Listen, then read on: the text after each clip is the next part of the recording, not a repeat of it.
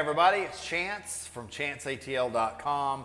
Today I'm doing a quick video on why you should think about top wrapping the strings on your Les Paul. If you like this video, please consider giving it a thumbs up and subscribe to the channel, and make sure you ring that notification bell so that you can find out about new things as they're posted. So a while back I started top wrapping my guitar. At that time I did not know it was called top wrapping. I was getting ready for a band rehearsal, needed to change my strings, saw a Billy Gibbons video, noticed that he did his guitar that way, thought it looked kind of interesting, and gave it a shot. One of the things that I noticed when I was at that rehearsal is that my guitar seemed to be a little bit easier to play. The strings were a little bit easier than usual to bend, and the sustain was a little bit better. You know, I'd already been ratcheting down these studs here to get my tailpiece to make contact so I could get more resonance, but I did notice that when I did this change of stringing here, as opposed to the standard process of going through the backside of the bridge, that it did help. Now when you top wrap a guitar, what you're doing is you're going through the inside of your stop bar tailpiece,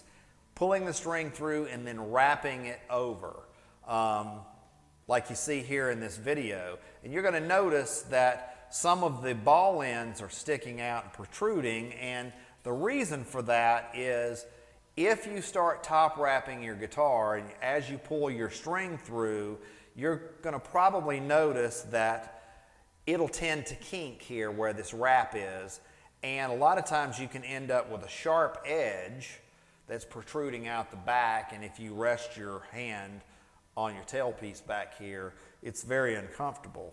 I saw a video one time of Dan Erlewine, Stuart Mack. He was backstage with Joe Bonamassa's guitar tech, and they were taking the ball ends and clipping it off a discarded string, threading the new string through, and so that extra ball end, it would slide into the cavity, but the actual ball end from the string itself would protrude, and that was enough clearance to keep that wrap from protruding and kinking here at the tailpiece. So when you use this technique, it's very smooth back here, and I think it also helps cut down on string breakage. Now there's a couple of drawbacks to top wrapping. Number one, you'll most likely scratch your stop bar tailpiece. So if you had a vintage instrument that you're trying to keep pristine, you might want to switch it out. And then some folks have concerns about potentially breaking strings because you do have that severe angle when you're wrapping it over. But I haven't had that issue, particularly since I started using this additional ball end. It hasn't been an issue. Now it's one thing to perceive or feel like you do something like this and it makes a difference. And then it's another thing to actually see if it really is true. And I got curious about that and thought, well, what would I use to measure the difference in the string tension top wrapping versus the standard way of stringing guitar? So in my case, what I did is I got a push-pull gauge that measures force, and as you'll see here in this video, I decided to test bending the third string at the 7th fret and see what kind of force was required. So here in this case, I'm measuring an E-flat tuned guitar with the strings over the tailpiece or top wrapped, and you saw the measurement there. The video footage will show the top wrapping. Next, I tuned the guitar to standard tuning and did the same thing again.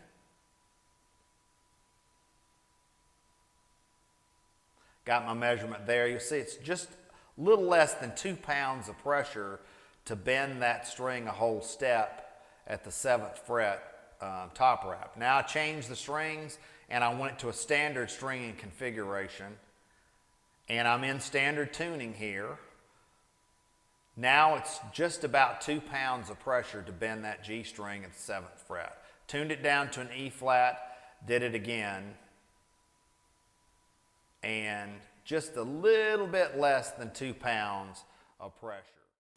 So there you have it. There's the results for a E flat tuned guitar. If you top wrap, you can get about 0.16 pounds less force to bend that G string at the 7th fret. If you're doing standard tuning, top wrapping will reduce the force by about 0.083 pounds. At the end of the day, top wrapping may or may not be the right thing for you, but as you can see, there is a little bit of a difference in the amount of force needed to bend the strings when you top wrap. Could make your strings feel more slinky and make your guitar a little bit easier to play. So maybe you want to give it a try. I want to thank you for taking time to look at this video, check it out. Please give me the thumbs up if you like it. Consider subscribing to the channel if you want to watch more videos, and click that notification bell to be notified when things are posted. Also, if you would kindly check me out on Twitch TV, you can reach my channel by going to chanceatl.com.